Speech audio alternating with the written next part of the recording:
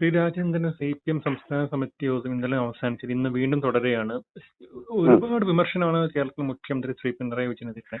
മൈക്കിന് പോലും മുഖ്യമന്ത്രി വേർതെ പറഞ്ഞില്ല. ആ വിഷയം വരെ ചർച്ചയായിരിക്കുകയാണ്. ഇത്രയൊരു രൂക്ഷ വിമർശനം ഒരു CPM മുഖ്യമന്ത്രി ഇതുവരെ നേരിടേണ്ടി വന്നിട്ടില്ല. ആദ്യമായിട്ടാണ് ഇത്തരത്തിൽ അതിരൂക്ഷമായിട്ടുള്ള ഒരു വിമർശനം സംസ്ഥാന മുഖ്യമന്ത്രിക്കും അദൃശ്യനും അജയ്യനും കാരണഭൂതനും എല്ലാമായിട്ടുള്ള ഇരട്ടച്ചങ്കരും സർവോപരി ഇരട്ടച്ചങ്കരുമായിട്ടുള്ള മുഖ്യമന്ത്രിക്ക് നേരിടേണ്ടി വന്നിട്ടുള്ളത്. ഇതുവരെ അദ്ദേഹത്തിന്റെ സ്തുതിപാഠക സംഘമായിരുന്നു ആക്റ്റീവായിട്ടുണ്ടായിരുന്നത്. പക്ഷേ കഴിഞ്ഞ കേരള CPMന്റെ സെക്രട്ടേറിയറ്റ് യോഗം മുതൽ പിന്നെ നടന്ന സംസ്ഥാന കമ്മിറ്റി യോഗത്തിൽ, അതുപോലെ തന്നെ ഇതിനോടൊപ്പം സമാന്തരമായി നടന്നുകൊണ്ടിരിക്കുന്ന CPIയുടെ ജില്ലാ കൗൺസിൽ യോഗങ്ങളിൽ ഒക്കെ തന്നെ മുഖ്യമന്ത്രിക്കെതിരെ വലിയ വിമർശനമാണ് നടക്കുന്നത്. CPIയുടെ ചില ജില്ലാ കൗൺസിൽ യോഗങ്ങളിൽ, അത് രഹസ്യമായിട്ട് നടക്കുന്നതാണ്, പത്രക്കാരോട് പറയുന്നതല്ല, ഉൾപാർട്ടി യോഗങ്ങളാണ്. അതിൽ വന്നത് അദ്ദേഹത്തിന്റെ ഈ ധാർഷ്ട്യമാണ് CPMന്റെ പരാജയത്തിന് കാരണമായി തീർന്നത് എന്നിടം വരെയുള്ള ചർച്ചയാണ്. എന്ന് മാത്രമല്ല, ഇടുക്കി ജില്ലാ കൗൺസിലിൽ ഔദ്യോഗികമായി അത് പറയുന്നില്ലെങ്കിൽ തന്നെ ചോർത്തിയെടുക്കാൻ കഴിയുന്നത് മുന്നണി വിട്ടുപോകണം, കേരള കോൺഗ്രസിനെ പിടിച്ച് പ്രതിഷ്ഠിച്ചിരിക്കുന്ന ഈ മുന്നണിയിൽ നിന്ന് തീർച്ചയായിട്ടും CPI പോണം. CPIക്ക് ബാധ്യത ഇന്ത്യ മുന്നണിയോടാണ്. അതുകൊണ്ട് കോൺഗ്രസിൽ ചേർന്നാലും പഴയതുപോലെ തന്നെ ഒരു കുഴപ്പവും ഇല്ലെന്നുള്ള ചിന്താഗതി വരെ പാർട്ടിയിൽ ഉണ്ടാവുക. അത് ഏതാനും അണികളിലല്ല, സംസ്ഥാന കൗൺസിൽ യോഗത്തിൽ പങ്കെടുത്ത വളരെ പ്രധാനപ്പെട്ട അംഗങ്ങൾ ഉണ്ടായിട്ടുള്ള ഒരു വികാരാവേശമാണ്. വികാരം മാത്രമല്ല, വികാരാവേശമാണ്. അപ്പൊ അത്രയ്ക്ക് മോശമാണ് ഈ ഭരണം. അതുപോലെ തന്നെ ഭരണം കൈയാളുന്ന മന്ത്രിമാര്, മുഖ്യമന്ത്രി ഉൾപ്പെടെ എന്നുള്ള വിമർശനം. CPI മന്ത്രിമാരെ കുറിച്ചും രൂക്ഷമായിട്ടുള്ള വിമർശനം.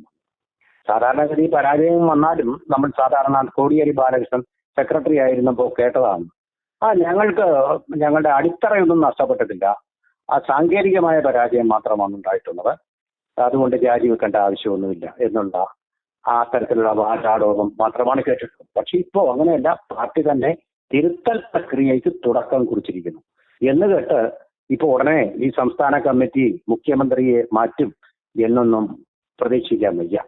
ആ തീരുമാനം പാർട്ടി സെക്രട്ടറി, പോളിറ്റ് ബ്യൂറോ ഇവരൊക്കെ വിലയിരുത്തിയ ശേഷം മാത്രമേ തീരുമാനം വരും. അതങ്ങനെ ഉണ്ടാവാൻ സാധ്യതയില്ല. അങ്ങനെ ഒരു മാറ്റം വരുന്നത് പാർട്ടിക്ക് ദോഷം ചെയ്യുന്നുള്ള ഒരു ചിന്താഗതി മുകളിലുള്ള നേതൃത്വത്തിന്, അതായത് കേന്ദ്രീകൃത ജനാധിപത്യമാണല്ലോ, അതിലെ കേന്ദ്ര നേതൃത്വത്തിന് വരാൻ സാധ്യതയുണ്ട്. അതുകൊണ്ട് താൽക്കാലികമായിട്ടുള്ള ശാസനങ്ങൾ മാത്രമേ ഉണ്ടാവില്ല, ഭരണം തിരുത്തണം, ശൈലി തിരുത്തണം, ഇങ്ങനെയുള്ള നിർദ്ദേശങ്ങൾ മാത്രമേ നൽകാൻ പാടുള്ളൂ. തിരുത്തി മുന്നോട്ട് പോകും, ജനങ്ങളുമായി കൂടുതലെടുക്കും, ജനങ്ങളുമായി കൂടുതൽ സമ്പർക്കം പുലർത്തും, തെറ്റുകൾ തിരുത്തും തുടങ്ങിയ നടപടികൾ മുഖ്യമന്ത്രി ഉൾപ്പെടെ തിരുത്തണം എന്നുള്ളൊരു ആവശ്യവും ശാസനയും മാത്രമേ വരാൻ സാധ്യതയുള്ളൂ. മുഖ്യമന്ത്രിയെ മാറ്റാൻ അവര് സന്നദ്ധരാവുക. ആര്? CPI.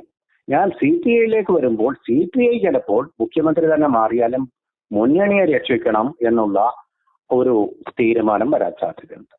അങ്ങനെ വരുമ്പോൾ ഈ മുന്നണിയിലെ ഇടത് ജനാധിപത്യ മുന്നണിയിലെ ഒരുപക്ഷെ മുസ്ലിം ലീഗിന്റെ പിളർന്ന വിഭാഗമുണ്ടല്ലോ, സ്പ്ലിൻഡർ ഗ്രൂപ്പ്, അതൊഴികെ ബാക്കി എല്ലാവരും, അതും കേരള കോൺഗ്രസ് എമ്മും ഒഴികെ ബാക്കി എല്ലാവരും അതിനെ പിന്തുണയ്ക്കാനാണ് സാധ്യത. അതിൽ CPI മാത്രമാണല്ലോ പ്രബല വിഭാഗം എന്ന് പറയുന്നത്, രണ്ടാമത്തെ വലിയ കക്ഷി. അത് ചിലപ്പോൾ മുഖ്യമന്ത്രി മാറ്റി ഇതിന്റെ ഗവൺമെന്റിന്റെ ഇമേജ് പുതുക്കണം എന്നുള്ള ഒരു നിർദ്ദേശം തന്നെ വയ്ക്കാൻ സാധ്യതയുണ്ട്. അങ്ങനെ വരുമ്പോൾ മാത്രമേ മുഖ്യമന്ത്രിക്ക് ഒരു സ്ഥാനചലനം ഉണ്ടാവുന്നതിനെ പറ്റി ചിന്തിക്കാൻ പോലും സാധ്യതയുള്ളൂ. അല്ലാതെ ഈ മീറ്റിംഗ് ദീർഘമായി നീളുന്നതുകൊണ്ട് ഒരുപാട് വിമർശനങ്ങൾ വരും. വിമർശനങ്ങൾ വളരെ കൂർത്ത മുനകളായിട്ട് തന്നെ ഇപ്പോൾ മുഖ്യമന്ത്രിക്ക് കൊള്ളുന്നുണ്ട്. അമ്പേറ്റ് കിടക്കുന്ന ഗംഗേയനെ പോലെ, ഭീഷ്മ പിതാമഹനെ പോലെയാണ് ഇപ്പോ, ശരശയ്യയിൽ കിടക്കുകയാണ് അമ്പേറ്റ് ഇപ്പോ മുഖ്യമന്ത്രി എന്ന് തോന്നുന്നുണ്ട്. ഒരു വശത്ത് കൂടി ഈ പാർട്ടിക്കുള്ളിൽ നിന്നുള്ള കുത്തുകൾ, മറുവശത്ത് CPI എന്ന കുത്തുകൾ, അതുപോലെ തന്നെ ഇതെല്ലാം കൂടാതെ കോടതിയിൽ നിന്ന് ഇപ്പോൾ വന്ന കുത്ത്, നോട്ടീസ് അയച്ചിരിക്കുന്നത് അറിയാമല്ലോ, CMRL കേസിലെ കുത്ത്, ഈ അതായത് മാസപ്പടി ഇനത്തിലുള്ള കുത്ത്, ഇതെല്ലാം കൂടെ വന്നു കഴിയുമ്പോൾ ഒരു ഭീഷ്മ പിതാമഹനെ പോലെ ഉത്തരായനം കാത്തു കിടക്കുന്ന, കുരുക്ഷേത്രത്തിൽ കിടക്കുന്ന ഭീഷ്മ പിതാമഹനെ അനുസ്മരിക്കുന്ന ഒരു ശരശയ്യയിലാണ് ഇപ്പൊ മുഖ്യമന്ത്രി എന്ന് പൊതുവെ നമുക്ക് കിട്ടുന്ന വാർത്തകൾ വെച്ച് നോക്കുമ്പോൾ തോന്നുന്നുണ്ട്. നിയമസഭയിലും അദ്ദേഹത്തിന് കടുത്ത എതിർപ്പുകൾ വളരെ ദയനീയമാണ്, വളരെ സഹതാപകരമാണ്, ദൗർഭാഗ്യകരവും പരിതാപകരവുമാണ് മുഖ്യമന്ത്രിയുടെ അതിശക്തനായിട്ടുള്ള ഈ മുഖ്യമന്ത്രിയുടെ ഈ ഇപ്പോഴത്തെ ഈ പതനം എന്നുള്ള കാര്യത്തിൽ യാതൊരു വിധമായിട്ടുള്ള സംശയമില്ല. ഇപ്പൊ അതിന്റെ കൂടെ ഇപ്പോൾ വയനാട് തെരഞ്ഞെടുപ്പ് വരികയാണ്. അവിടെ പ്രിയങ്ക വരികയാണ്. അഹങ്കാരിയാണെങ്കിലും പ്രിയങ്ക അവിടെ ജയിച്ചു കയറും. ഇതിപ്പോ രാഹുൽ ഗാന്ധിയുടെ ഭൂരിപക്ഷത്തിനേക്കാൾ കൂടിയ ഭൂരിപക്ഷത്തിനാണെങ്കിൽ അത് മറ്റൊരു അടിയാവുകയും ചെയ്യും. അതിനുള്ള സാധ്യതയുണ്ട്. കാരണം ദേശീയ നേതാവായിട്ടുള്ള ആനി രാജയാണ് കഴിഞ്ഞ പ്രാവശ്യം ഉണ്ടായിരുന്നത്. ഇതിന് പകരം ആരെ എന്നുള്ള അവർക്ക് ഇനിയും താല്പര്യമില്ല എന്ന് പറഞ്ഞിട്ടുണ്ട്. അതുകൊണ്ട് ഇനി പകരം ആരെ അതിന്റെ ആ തലയെടുപ്പുള്ള തരത്തിലുള്ള നേതാക്കൾ ആരുമില്ല. ഇപ്പോ ആരെ വിട്ടായിരിക്കും പരീക്ഷ. വാസ്തവത്തിൽ CPI ചെയ്യേണ്ടിയിരുന്നത് സഭയിലേക്ക് അയക്കുക, കേരളത്തിൽ നിന്ന് അവരെ ആദരിക്കുകയായിരുന്നു ചെയ്യേണ്ടിയിരുന്നത്. പക്ഷെ അതിന് പകരം PP സുനീറിനെയാണ് അവർ കണ്ടെത്തിയത്. വിചിത്രമായിരിക്കുന്നു ആ തീരുമാനം. അതുകൊണ്ട് ഇനിയിപ്പോ ആരാണ് സ്ഥാനാർത്ഥിയുള്ളതിനെ ആസ്പദമാക്കിയിരിക്കും വോട്ടുകളുടെ എണ്ണം.